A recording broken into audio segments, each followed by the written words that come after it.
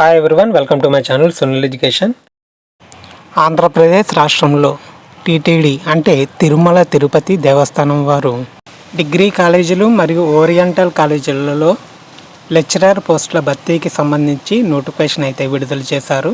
ఈ నోటిఫికేషన్ కోసం పూర్తి డీటెయిల్స్ తెలుసుకునే ముందు వీడియోని ఇంకా లైక్ చేయకపోతే లైక్ చేయండి. అలాగే ఛానల్ని సబ్స్క్రైబ్ చేసుకుని పక్కనే ఉన్న బెల్ ఐకాన్ అయితే యాక్టివేట్ చేసుకోండి. మీరు లైక్ చేయడం వల్ల ఈ వీడియో కొంతమందికి రీచ్ అవుతుంది, అలాగే మరికొంతమందికి ఇన్ఫర్మేషన్ అనేది తెలుస్తుంది. అలాగే ఈ నోటిఫికేషన్కి సంబంధించి ఏమైనా డౌట్లు ఉంటే కామెంట్ బాక్స్లో కామెంట్ అయితే పెట్టండి. శాశ్వత ప్రాతిపదికన అంటే పర్మనెంట్ జాబ్స్ అన్నమాట. టీటీడీ డిగ్రీ కాలేజీలు, ఓరియంటల్ కాలేజీల్లో డిగ్రీ లెక్చరర్లు, అలాగే టీటీడీ జూనియర్ కళాశాలలో జూనియర్ లెక్చరర్లు ఉద్యోగాల భర్తీకి అయితే ఈ నోటిఫికేషన్ విడుదల చేయడం జరిగింది. పోస్టుల వివరాలు కనుక చూసుకున్నట్లయితే ఇందులో డిగ్రీ లెక్చరర్ పోస్టులు వచ్చేసి 49 పోస్టులు అయితే ఉన్నాయి. జూనియర్ లెక్చరర్ పోస్టులు అయితే 29 పోస్టులు అయితే ఉన్నాయి.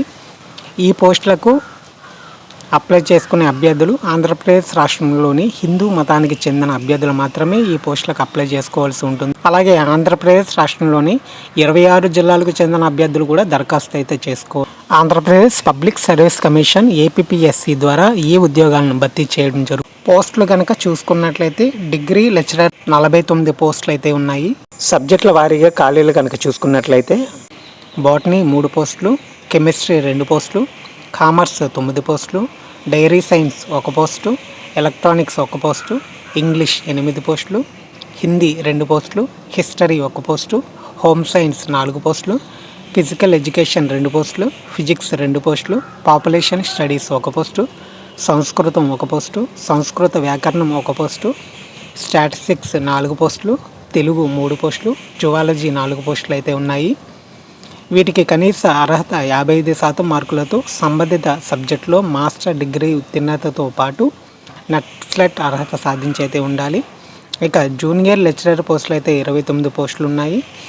సబ్జెక్ట్ వైజ్ కనుక ఖాళీలు కనుక చూసుకున్నట్లు బాటనీ 4 పోస్టులు, కెమిస్ట్రీ 4 పోస్టులు, సివిక్స్ 4 పోస్టులు, కామర్స్ 2 పోస్టులు, English 1 post, Hindi 1 post, history 4 పోస్టులు, మ్యాథమెటిక్స్ 2 పోస్టులు, ఫిజిక్స్ 2 పోస్టులు, తెలుగు 3 పోస్టులు, జువాలజీ 2 పోస్టులు అయితే ఉన్నాయి.